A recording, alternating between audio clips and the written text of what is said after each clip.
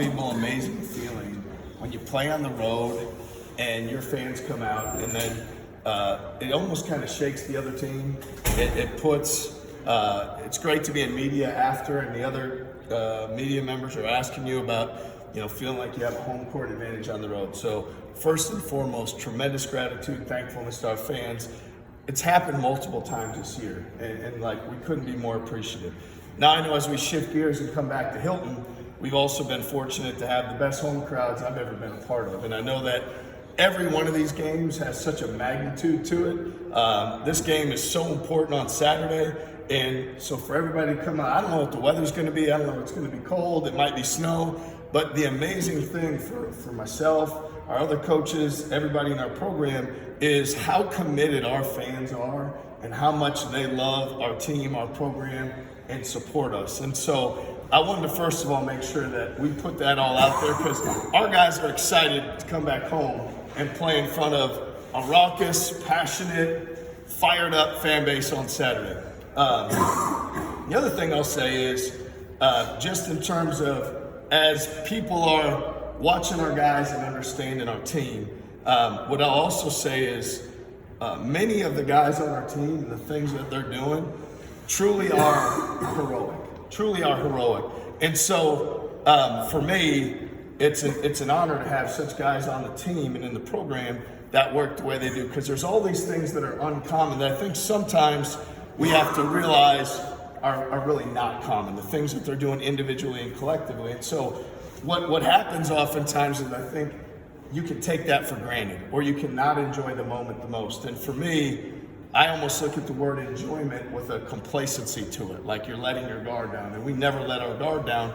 But I would also say to everybody out there is what Taman Lipsy is doing and what he's been playing through is nothing short of heroic. He's literally the greatest winner I've ever been around. The guy has a broken thumb, practices hard every day, competes hard every game, and actually is hunting his three more and shooting it better because of his mental toughness. Let's never take that for granted. Milan, we talked about his return. If everybody could see the return that he had, the work that he put in, the plyos, the effort, the energy, the sprints, he came back, because he's a great teammate, he's a competitor, and he's a winner. He came back probably at least a week, if not two, prior than what anybody would have came back. And it had nothing to do with what was going on with our team. It had everything to do with him putting everything into that. And to me, that's heroic. And so we have so many of these things that are going on with our team and in our program that are amazing. And they're not things that you see every year, and they're not things you see every day.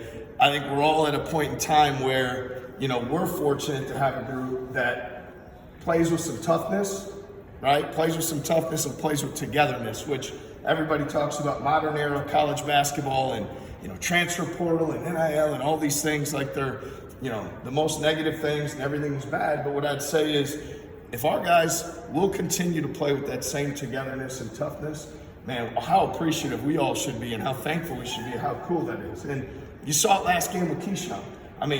How he set the tone for us, moving the ball and making plays for his teammates. The dynamic floor leader, floor general, he made the right play over and over. What we said going the game is there's two things that are going to win us the game.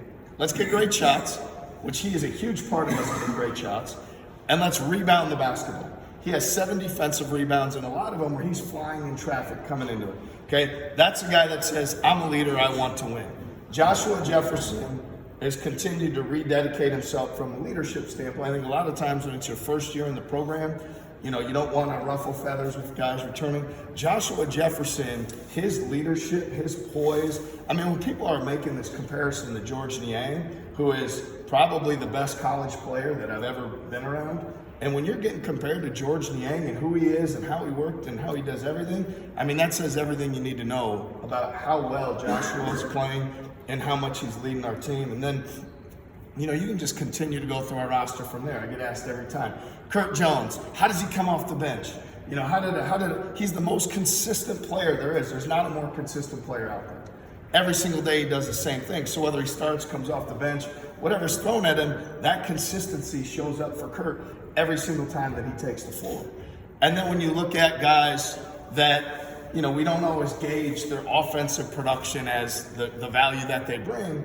Now you look at Nate Heisey getting on the floor for a loose ball, setting the tone last game, and those are like 5 or 6 point plays. Those aren't the 3 points that the Kurt or the Key, shot results of it. Those aren't 3 point plays. That's 5 or 6 point swings. There's 4 players on the other team, and one Nate Heisey diving on the floor that ends in a Keyshawn 3.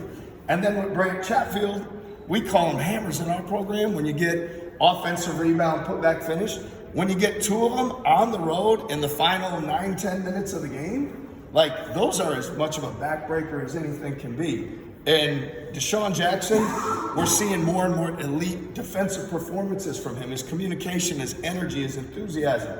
And I can go on down the line. I mean, I know with DeMarion, he's in a tough spot because obviously he's done some great things for us, and his opportunities are going to continue to come, just like they always have, and he will stay ready and do that.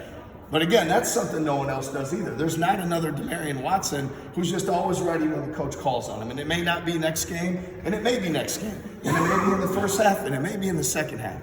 And so I think with all of this, as I've reflected, you're going from, you have this flight and you're traveling from 80 degrees back to a blizzard, right? And you have all these things going through your mind. And to me, I get advice from people all the time. They're like, live in the moment. Make sure you enjoy it. Hey, when it comes to your kids, it goes fast. Appreciate them when you have them. Where I feel so fortunate is I've been in this program for so long and so many years that I can appreciate this team even more. I've been here when it hasn't been as good. I've been here when we haven't seen these heroic stories. I've been here when we haven't accomplished these things. And so I just like to, again, I'm really, as we were coming back, feeling fortunate for our fans, fortunate for our players. I know that most times coaches talk about grades and what they do in the classroom and the community. It's because the team's not winning. Our guys do those things, and things are going pretty well. And best GPA we've ever had as a team, the amount of emails I get from guys doing things in the community. And then the last thing I'll say on my rant here is the guys on our bench, how they come to practice every day, JT Rock, Caden Fish, Cade Kelderman, Noyes Indrusitis. I've already talked about, DeMarion, he hasn't got as many reps. Conrad Howley, how he's coming back from injury. Is there anybody I forgot? JT. Didn't mention. I mentioned JT. Yeah. Here's what I'm saying. All these guys on the bench, when you look at our team dynamic on the bench, right, everybody's like, well, how do you get that? You don't just snap your fingers. Man, it's a credit to those guys, their attitude, their mindset, and mentality. Of course, Caden Fish and JT Rock and Cade Kelderman and Noyes, they all want to play. They all want to play. But I think I learned a lot. I've reflected a lot. Again, it starts with the gratitude and thankfulness to our fans, appreciation for all the heroic things our guys are doing, and excitement and enthusiasm for what is still in front of us this season. So I may have answered all your questions, but I don't know if you have any. I do. Yeah. So what you're telling us, you got on the plane, you fell asleep, and all of a sudden it's a wonderful life started playing like a dream in the back of your head. You're like, oh, yeah, appreciate what you got. No, it wasn't that as much. It was actually more of like, I'm not a great sleeper after games, right? And so I'm hopeful that everybody else on the plane can get to sleep. And sometimes you're there by yourself and you really just stop and think about everything that's going on around you, because in that moment, your phone doesn't work. And if you're me, you can't sleep. You've already watched so much film that you're almost like, you can almost overdo that as well because you're locked in. You watch the game, you watch your next opponent, you're breaking things down.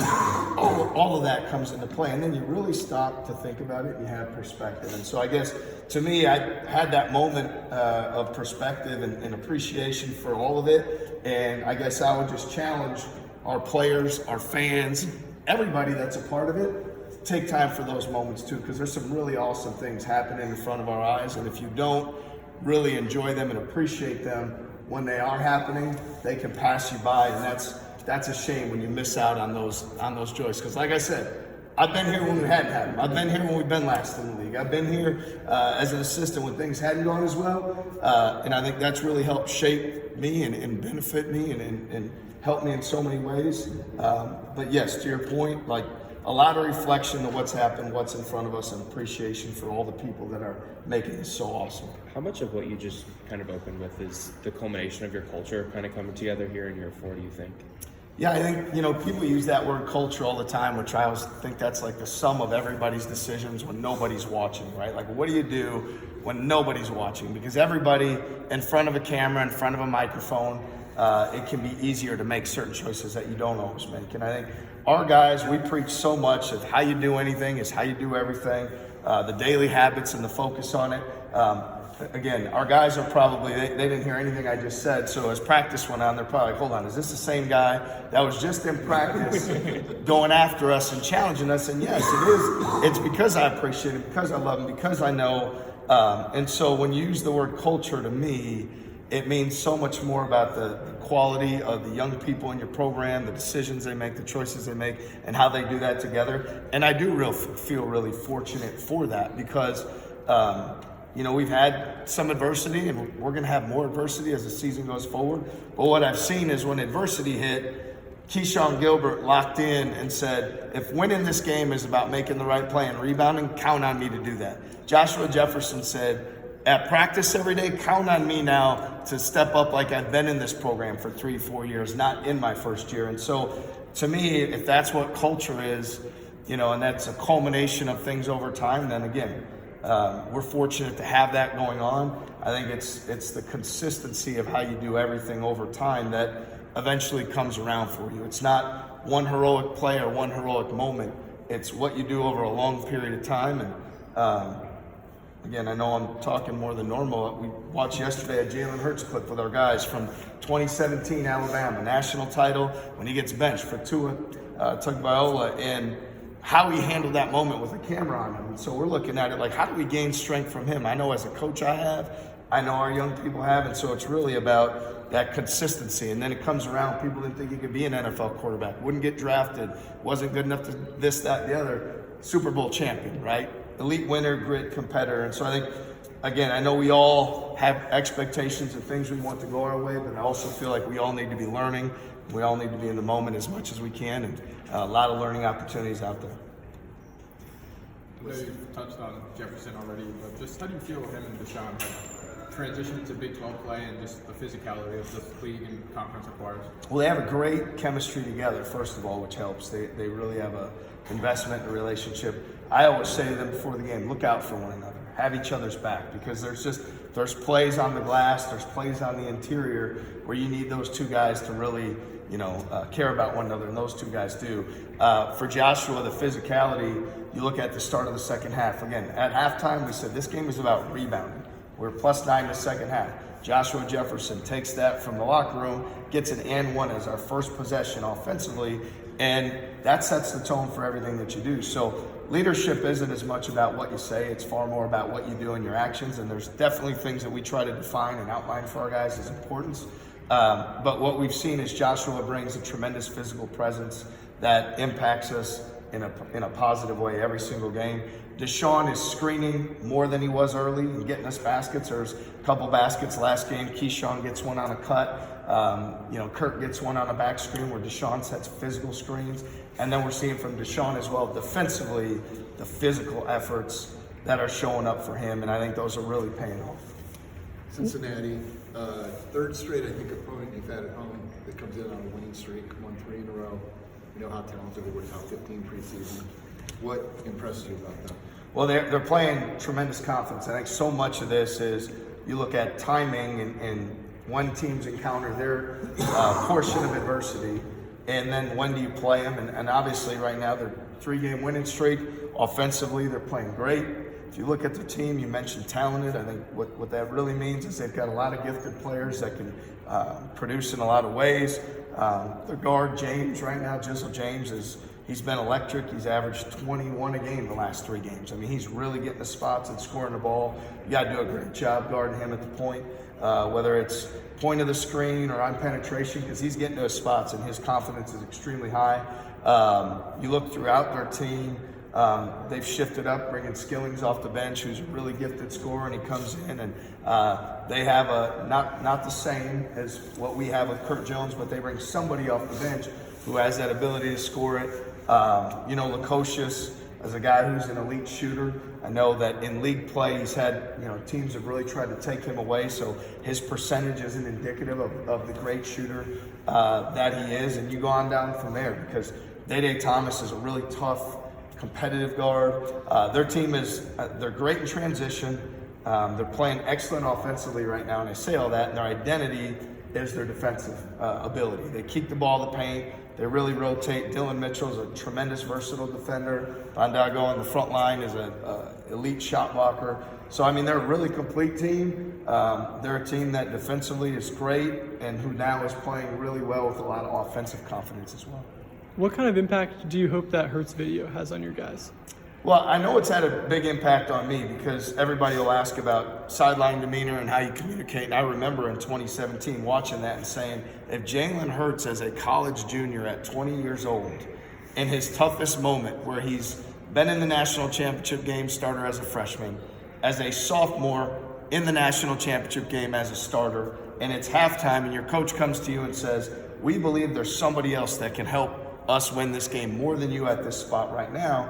And now for 2.5 hours, all the way from, I remember being upset for him. The camera's on him. Everybody's looking for him to crack. Everybody's looking for his body language. Everybody's looking to see him get frustrated, mad, and have that moment. And the camera stayed on him for the final 2 hours of the game and for the whole 30 minutes of the trophy to him running on the field. And so I think I learned so much from that, and I wanted to help our guys be able to learn some things from that as well.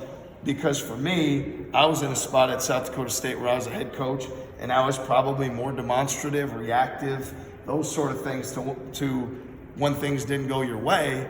And now what you do with your team is you end up in a tough spot because you tell your team to play with poise and confidence and fight through adversity, but they're watching your actions saying, well, you're acting like a complete buffoon on the sideline, so why would you expect us to act in such a manner on the court? And so that moment for me, it was a big one because I really had to change and watch and clean things up and the way I was doing things to say my actions and how I look always need to speak louder in volumes far greater than the things that I say. There was a video shared this week, I think, on social media from the Iowa State's athletic account of your players kind of doing impersonations of you. And one thing, I don't know if you've seen it or not, but one thing a lot of them said was, we will rebound, we will get steals, we will pressure the ball. Why is it that you speak in the affirmative in pregame with them? I imagine that's when they're kind of impersonating your Yeah, no, we speak that way all the time because I feel like you set a standard and then you focus to perform to the standard. And I think if it's we will ...